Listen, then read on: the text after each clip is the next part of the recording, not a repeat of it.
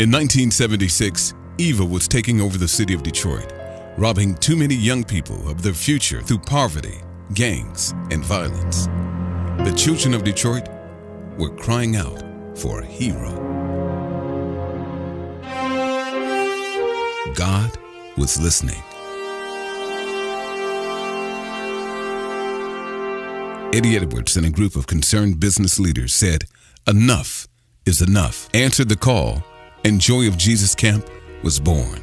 He and the Joy of Jesus team, under the power of God, would become repairers of the breach. In 2004, the great leader passed away, and it seemed his vision would go with him. For 11 years, it seemed the vision died, until now. Reverend Eddie Edwards' son, community developer Reverend Kurt Edwards, has been called to take up the mantle and once again repair the breach and rebuild a legacy of hope that has already changed the lives of thousands for the better. The time has come to restore, to rebuild the Joy of Jesus legacy. Yet again, the children are crying out for a hero. Help us answer the call.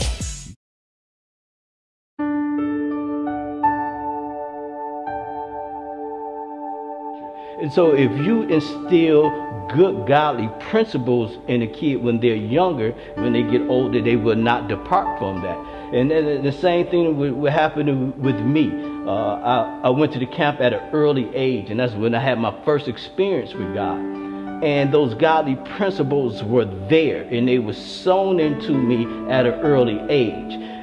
But when I got older, I started going to, high school and then getting into different things, but I could never go all the way to the left because there was something in me saying, no, that's not right, don't do that, and don't go there.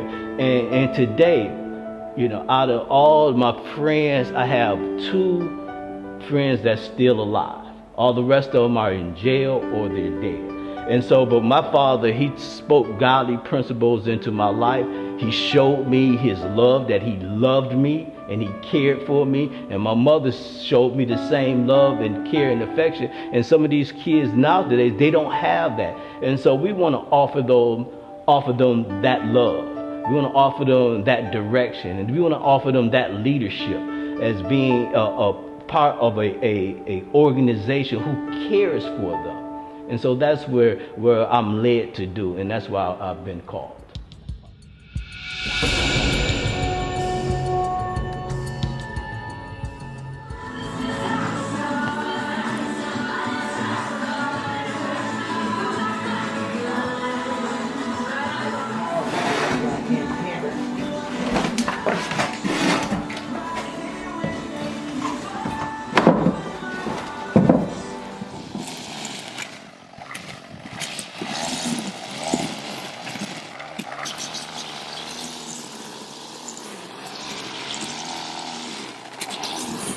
Many years ago, I used to come up and share my testimony once in a while. Okay. We'd ride up, I think sometimes on motorcycles, way back in the day, and share with the campers about the love of God and the gospel, pray with them, encourage them. All the young kids used to be great.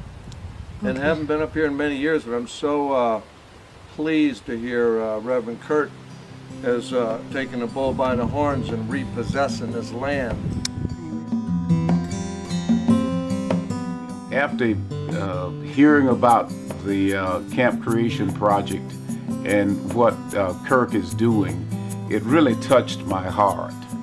When I look at the number of young people that the world is just taking over and all of these alarming statistics, that's why I'm getting involved. And I would like to encourage everyone that whatever you can do, get in, support financially, undergird this ministry, be one of the partners in this effort, and it will pay great dividends.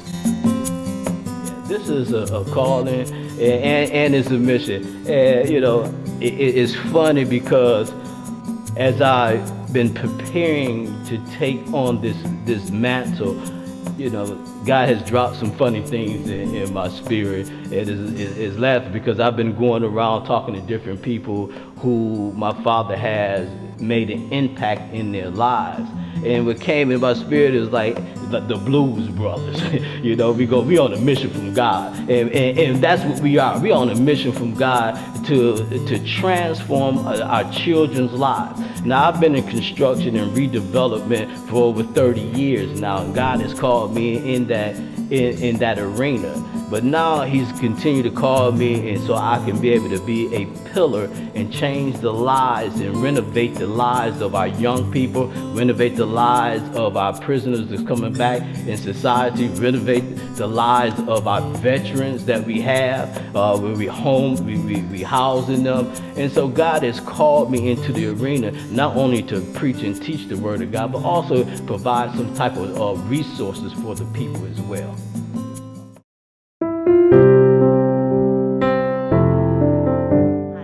You know what, from the perspective of knowing Joy of Jesus and the camp and how powerful the impact was and still is on the lives of the children who went to the camp, I want you to know that this new extended vision of Joy of Jesus, now Camp Creation, how important it is.